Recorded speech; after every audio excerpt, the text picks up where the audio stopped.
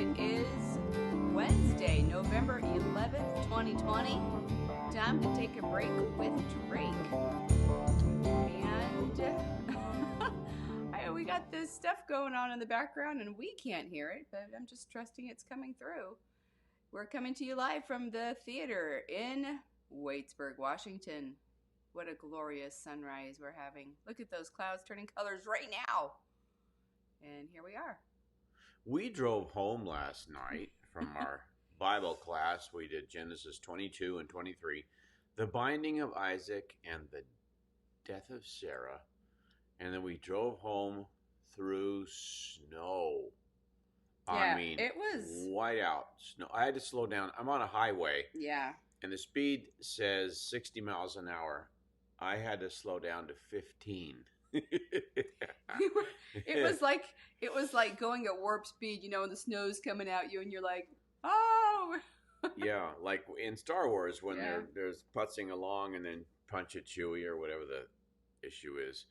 And then all the stars smear and then it looked like that. Oh, it was gorgeous. I love driving in the snow. I've been driving in the snow since 1976 or 77 or something like that. I love driving in the snow. The road is very poofy.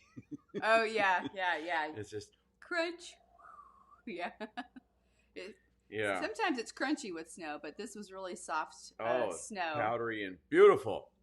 So you can drive in the dark gray tracks where the other tires have gone, and you hear this whoosh. I like going over more and getting both the tires on the white only. Right, so right. It gets poofy and oh golly, it's just we were just so that that there's a lot of snow predicted for Washington State this winter. Yeah, I've been watching those forecast things on YouTube. Yay! So, are we? Yep, our audio is working. Our audio is good. And Yay! We're all set and. Say, hey, it's Barney. It's Barney Day. We're perfect. Have we done this before? I'm sure we have. Oh man, this is Barney Day. Yeah, I'm sure. I love you. I'm sure we have. You love me. We're a great big family. Oh man. And a great big hug and a what is it? Kiss from me to you. Something's up to love me too, or something like that. Yes. Well, Barney was about. Yeah, he was a loving dinosaur. A loving dinosaur. Not a terrifying dinosaur. No, there were no terrifying dinosaurs. You know that?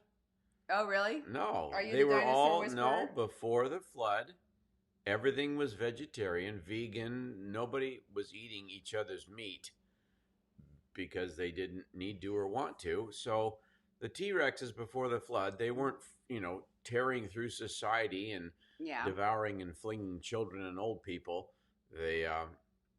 You could ride them. They were vegan. They had no desire to eat you. You could play with lions before the flood. They had no desire to eat you or bite you.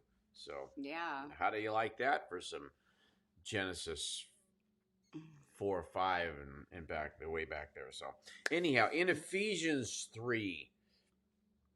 This is. I forgot to do something. What did you forget to get? What? I forgot to do something really important. What? I will do it now while you're explaining about Ephesians. No worries, boo boo. You're good. Is it pertaining to this? No, it's not. Oh dear. It's just like you get into when life gets super busy and you're dealing with multiple things, you all of a sudden realize, I didn't leave something burning on the stove. Okay, because that's my thought. It's not that. Did we leave the tub? Sorry for my epic gasp. Did we leave the tub running on the roof that doesn't exist? Sorry, that was. Anyway, go ahead. Sorry, Ephesians. For all the things we've said all this last week about Ephesians 1 and 2, and I'm not going to review it today. I want to hit on this. It is the peak of the Bible right here. I literally reading up on this, and then like that hymn, beneath the cross of Jesus, I there would take my stand. The shadow of a mighty rock within a weary land. It's so moving. These hymns I've sung since I was a kid, I'm just blabbing words, but I read them now Mm-hmm. as I'm approaching the fourth quarter, Yeah. and my father is dying Yeah. in North Carolina. Mm. Um, That was one of the things we dealt with last night, talking yeah, we about had an that. Yeah. extensive talk, and one of my brothers, who is 8 hours from my parents in Carolina, they went to Carolina in their mid 80s.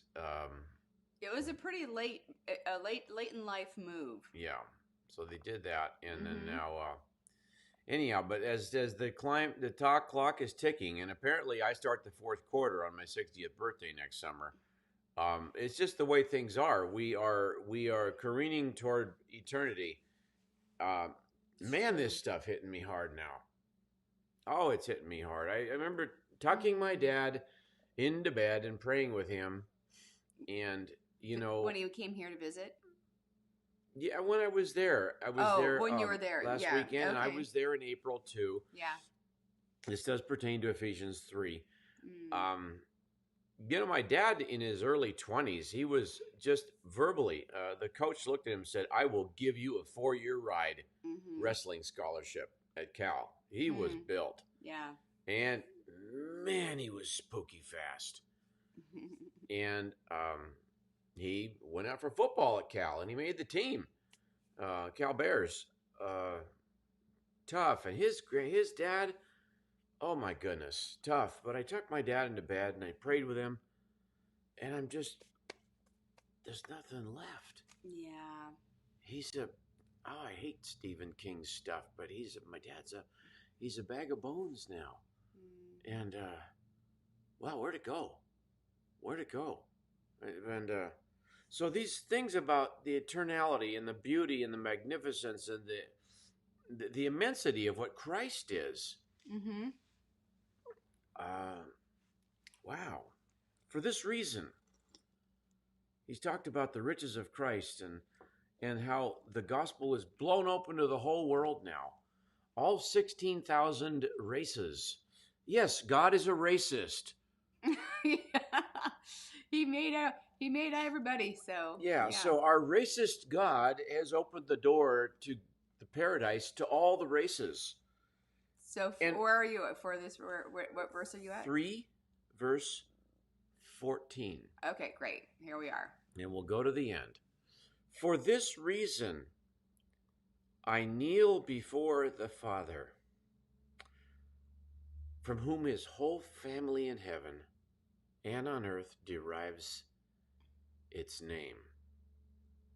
Hmm. Where do you get your name? Well, this originally was What's your name? patria. This word family was Mhm. patria, meaning father Yeah, and that's in Latin. But I don't know what it is in yeah.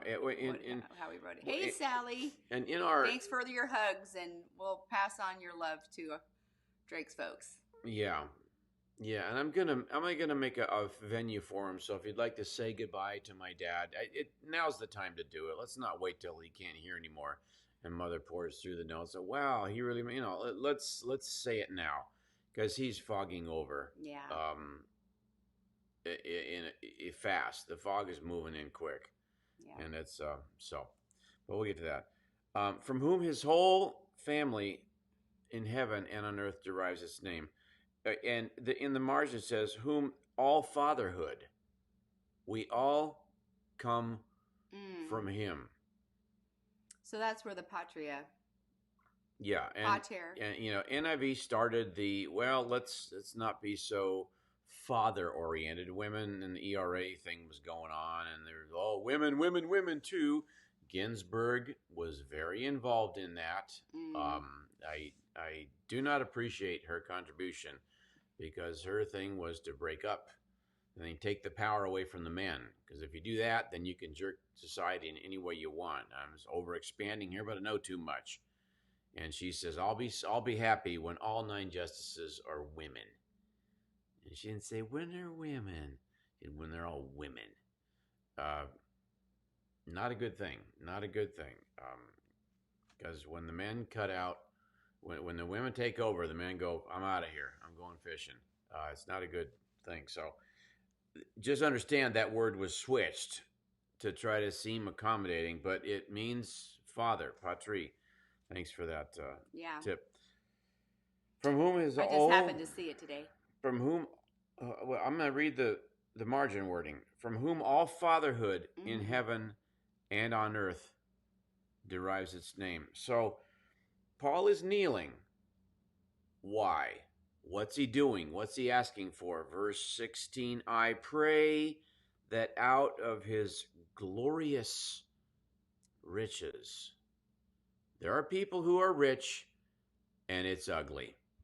There are people who are rich and they got dirty to get that stuff. They did wrong things. The cartels of Central Mexico, they do not have glorious riches. They have paranoid riches. They have filthy riches. They have bloody riches. It's bad. It's really bad. Our Father in heaven has glorious riches. And Paul is kneeling before the Father, mentioning our name, the Ephesians, and asking God to give us out of his glorious riches that he may strengthen you with power through his Spirit in your inner being. If you have power in your heart, you have a brave heart. Yay. A heart that never quits up. How do you defeat someone whose heart never gives out? How do you defeat them? If they just get up again and again. That was what's so intriguing to this whole culture about Rocky, 1977. Sylvester Stallone, Rocky. Yeah. You know, you bow, bow, bow. And Stallone get up and he bring it on. And Creed would go, golly, this guy doesn't die. He doesn't quit. His heart doesn't faint. He doesn't go, I've had enough. How do I defeat this guy? You don't. Paul is praying that his glorious riches, that you may strengthen you with power through his Spirit in your inner being. If you're strong in here, you're strong all over. We see people. We've been in Hollywood. I've had tea with kings and prime ministers. We knew the top surgeon general in an Asian country, and neat folks. But you hear about leaders who inside there's nothing going on. I hear LBJ, people would spend time with him. He was president from 63 to 68. People spend time with him and they go, how'd this guy get here? And we do have one of our extended family branches. They're in Texas. Two of them are. And they'd say, he was a crook. He was a total crook. And you spend time with him, you go, there's nothing here. And what's the phrase, empty suit? You know, it's usually said in a mean way, but there are people who appear to have power, but in their inner being, verse 16, there's nothing there. Wow. Paul prays that our inner being is strengthened with power. You know, and worldwide, men are entranced with power. Women are first moved with beauty. Men are too. Men don't look at Half Dome or the Bouchard Gardens or the fountains of Shangri-La and go, yeah, whatever. Yeah. I mean, you like him, right? Yeah. Oh, we love it too. But women notice beauty first. Honey, look at that. Yeah. I mean, you look at a Clydesdale horse, the woman's looking at the mane and the color of the coat, and the guy is going, whoa, now that's a horse. Yeah, you check out the butt on that thing. I mean, our bicep is, look at the hooves. Our bicep can be the size of an apple or whatever, but and we can we can do, guys. I've been with a few NFL guys, and man, what they can do. But the Clydesdale, if strength is his bicep is this big, and he pushes back, and he goes forward, and he drags a plow forward, and he drags the power. So men are impressed with power. Women are impressed first with beauty, but women appreciate power too. When the car has enough power to get us home. We were driving home last night, and I thought, we lost a little traction, and we have to climb a grade. And I know how to drive in snow because I know how to ski, and I can feel what needs to be done. But I thought, if we lose power out here, we run out of gas and there's no heat. We had gas. We may not be alive in the morning. Yeah, but the thing is that our car is starting to lose power. When years ago, just a year ago, you press the accelerator and boop, off Rosie would go. But now she's like, you step on it, let me stutters. Think about it. Let me think about it for a couple seconds. It stutters now when you step on it. Yeah. And then it catches and goes. And Serena's sister drove our car, and she needed to pass somebody, and Serena's in the car. Yeah. She stomped on it in the car. Then it grabbed. Yeah. And she says, man, what's the deal with this car? The thing used to just rocket. Yeah. I mean, whoa, take off like a rocket. So women notice a lack of power, too. What's wrong in your house at night when the house is all dark? There's been a what failure? Power. There's been a power failure. The fridge won't run. There's been a power failure. That's a crisis right there. Yeah. The car hasn't got the oomph anymore. You come to the end of that. We don't have any more towing. Power.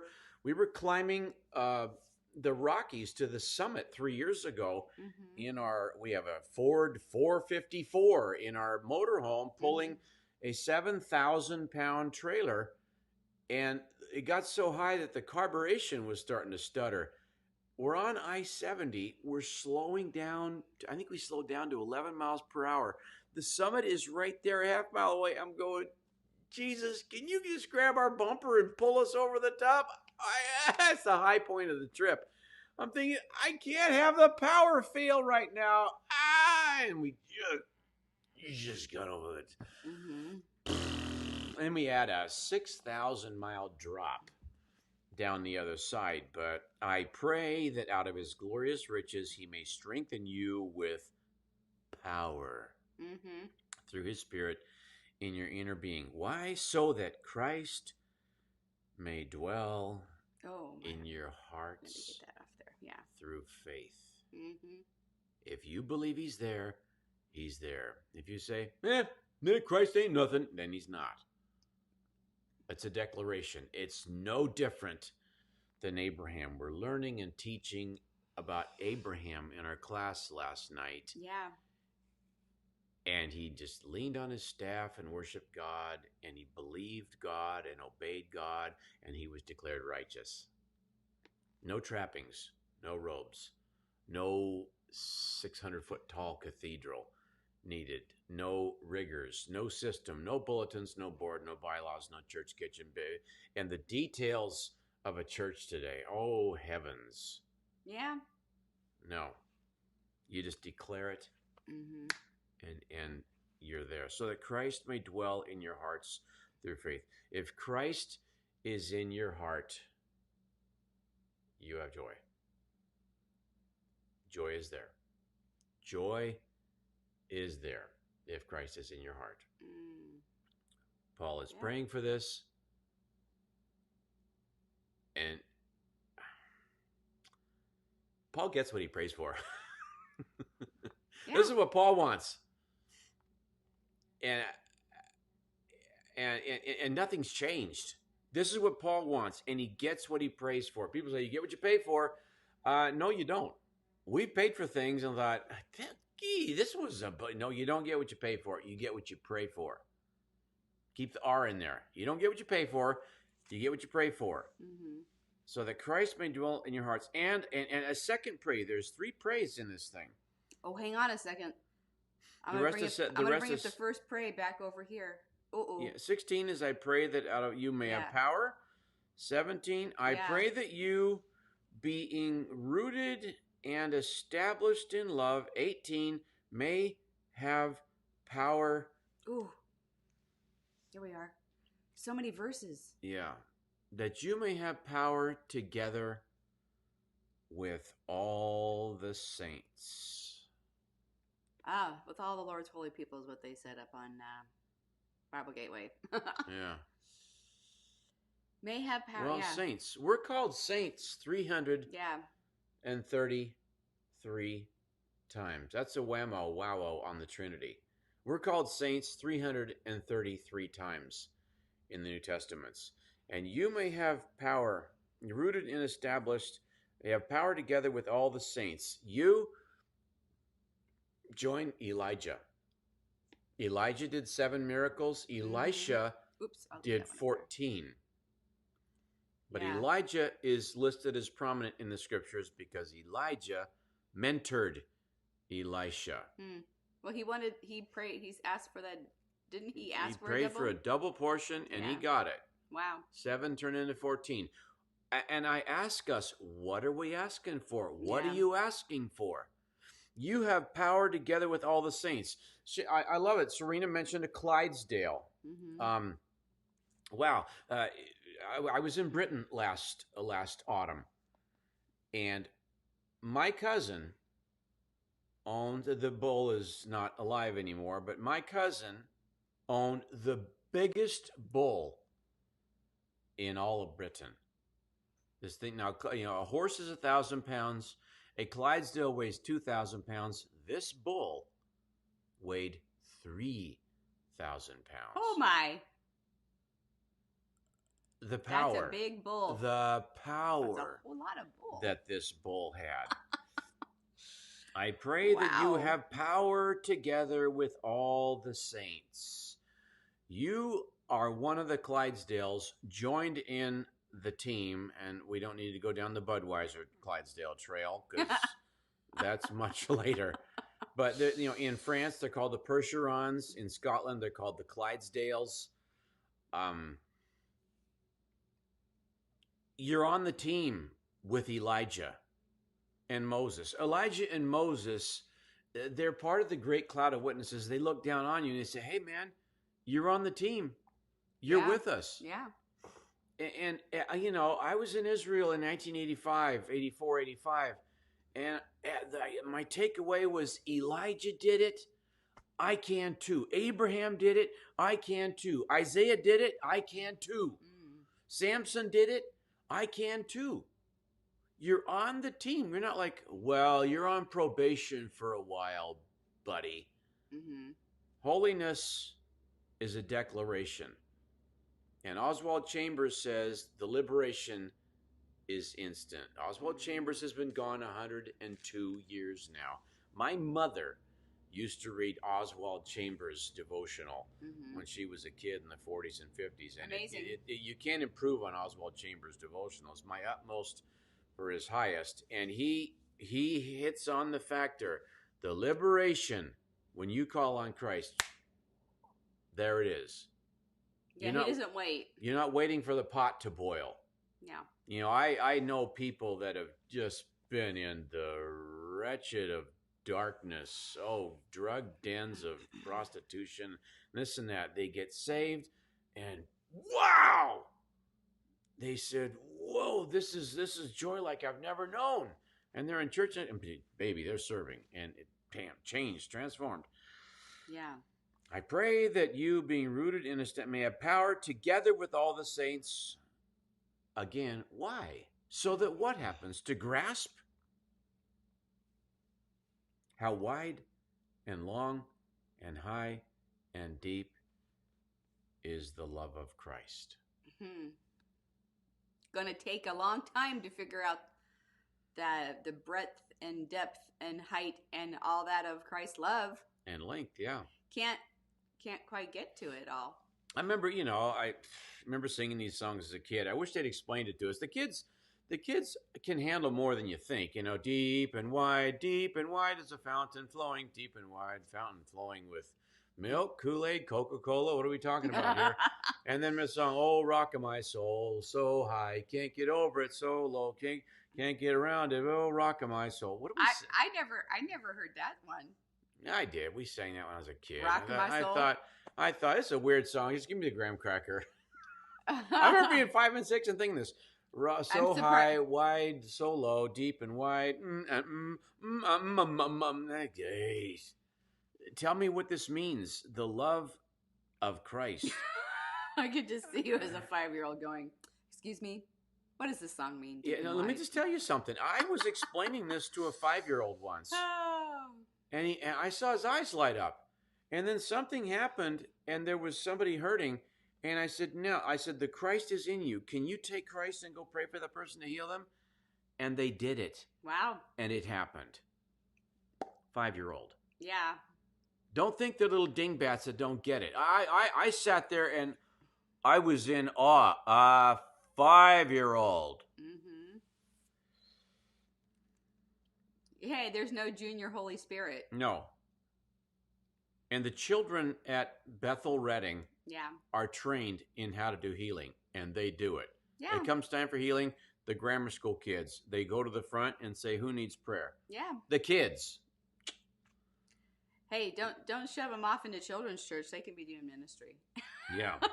How wide and deep and high and long is the love of Christ. And to know this love.